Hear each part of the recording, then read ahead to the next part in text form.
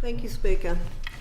I rise today to support the environmental legislation Plastic Reduction and Container Recycling Bill 2026, which will require takeaway and hospitality business to implement reusable takeaway cup schemes and legally prohibit cafes from charging customers a fee for supplying beverages in these cups.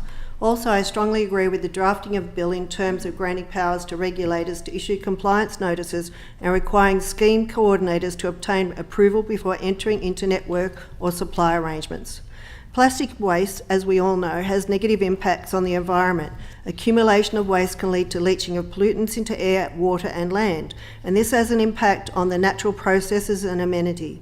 Waste products may be ingested by animals, for example, wildlife ingesting toxins in rivers, and this can impact the survival and reproduction of native animals.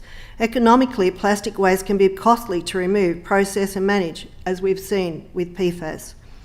This bill has relevance to my local communities, and the prospect of a recycling plant was and is still acutely felt in the Southern Highlands area.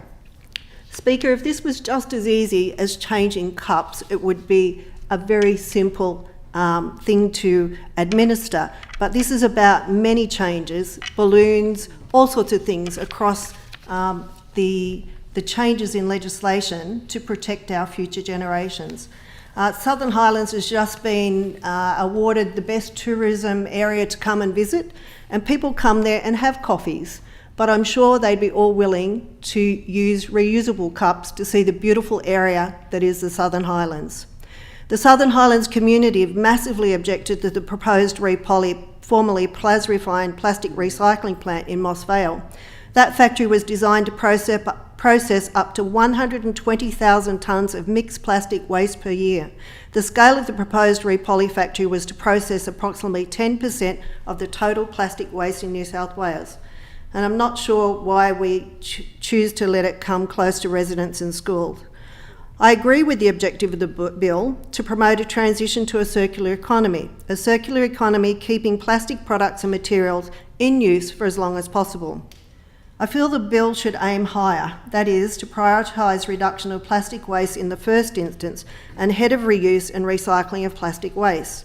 The bill could be amended to create a legislative framework that favours reducing the amount of single-use plastics that are produced in the state and eventually enters the circular economy. Furthermore, the efficiency of this bill would increase if the government incorporated a review of the New South Wales Waste Levy and EPA Environment Pollution Hotline.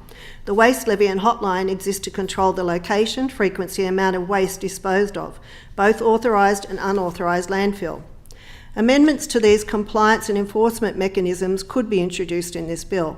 The government should consider including measures to phase out manufacturing and wholesale trading of problematic single-use plastic items, incentivise manufacturers and producers to design out problematic plastics, increasing resources of the EPA hotline to respond to reported incidents of dumping, increase punitive costs of plastic waste pollution, and reduce demand for plastic recycling plants. These factories are an absolute last resort and should not be accelerated developments, and definitely, as I said before, not near residents and schools. Transitioning to plastic reuse systems such as refillable containers and reusable packaging significantly reduces the carbon footprint across the value chain and directly lessens the overall demand for plastic recycling plants. The bill could reduce the demand for mechanical and chemical recycling of plastics, a highly energy-intensive process. This bill is time critical and should be supported to encourage plastic reuse, theoretically reducing overall demand for plastic waste recycling and avoid the many air, water and other environmental impacts of plastic recycling plants as conveyed by the Southern Highlands community. The effectiveness of the bill should be evidenced by monitoring the percentage of plastic waste recycled each year. Total waste generated in New South Wales is forecast to grow from 21 million tonnes in 2021 to nearly 37 million tonnes by 2041. This is related to the state's continued increase in population, economic growth and product consumption and disposal. In the 5 years to 22-23, the New South Wales EPA reported on average around 13% of the state's plastic waste was recycled each year, only about 13%, out of an annual average of 850,000 tonnes generated.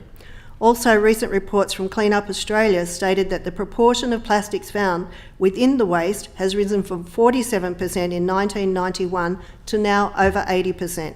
This is despite plastics being a common waste product for over 50 years. In summary, I recommend this bill be supported, and yes, there's a lot can be done to improve it. The bill promotes reuse, the second concept in the waste hierarchy and ahead of plastic recycling. This bill could reduce the overall rate of plastic waste generated per capita and reduce the need for plastic recycling, plant use, land use in our communities to process toxic plastic waste products.